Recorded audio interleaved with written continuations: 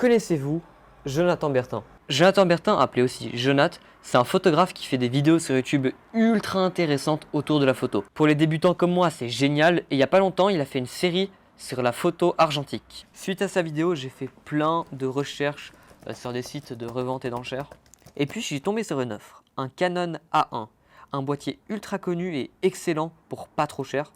J'attends, je mise, j'attends, je stresse, je dis, c'est les 50 secondes les plus longues de ma vie. Il reste 5 secondes avant que je gagne l'enchère.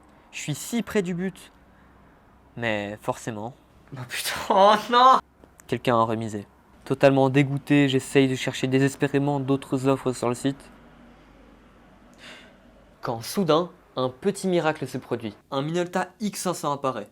Un boîtier qu'avait même recommandé Jonath dans sa vidéo. J'ai regardé quelques tests sur internet, voir s'il est pas dégueu, et effectivement, il est pas dégueu. Donc je le commande. Ça y est, je suis calmé, je me repose, j'ai mon lot de consolation.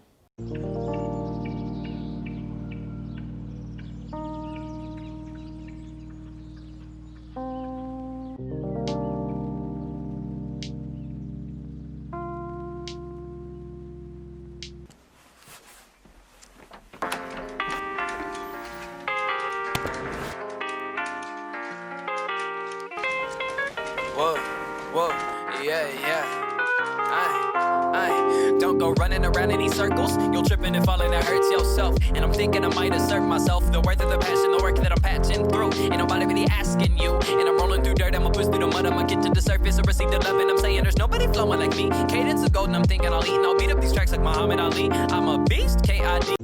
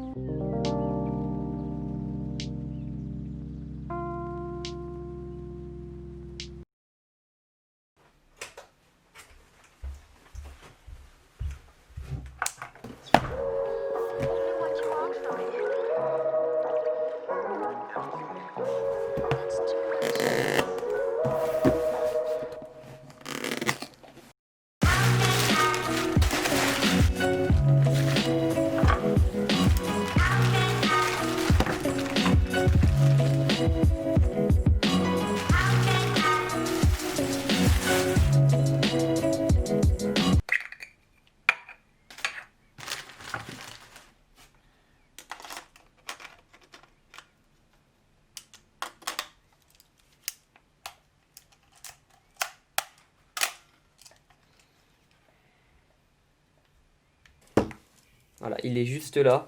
C'est un Minolta X500.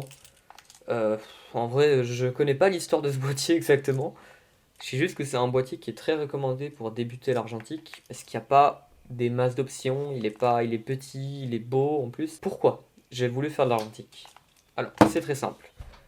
De nos jours, on peut faire des photos avec du numérique, comme avec ce boîtier qui me filme à présent, c'est un Fujifilm X-T3. C'est très bien, ça fait des magnifiques images.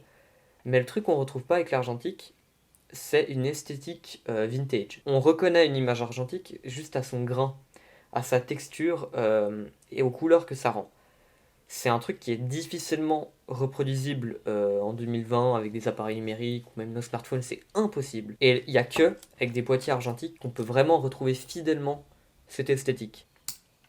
Avec la photo argentique, puisqu'il y a des pellicules, et il y a un nombre limité de photos. Ça permet de faire deux choses.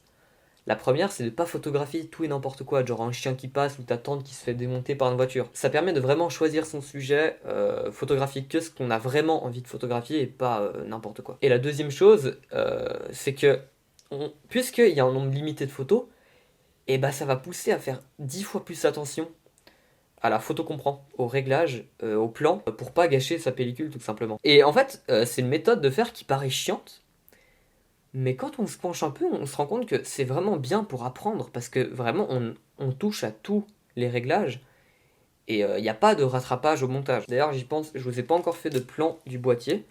Alors, le voilà, il est absolument magnifique, vraiment.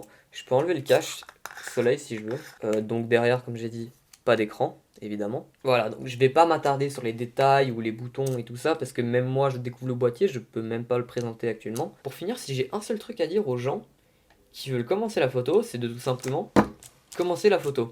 Ça paraît con, mais on a tous un téléphone, on peut tous faire des jolies photos. Et ma volonté, c'est juste que tous ceux qui ont envie le fassent. Voilà.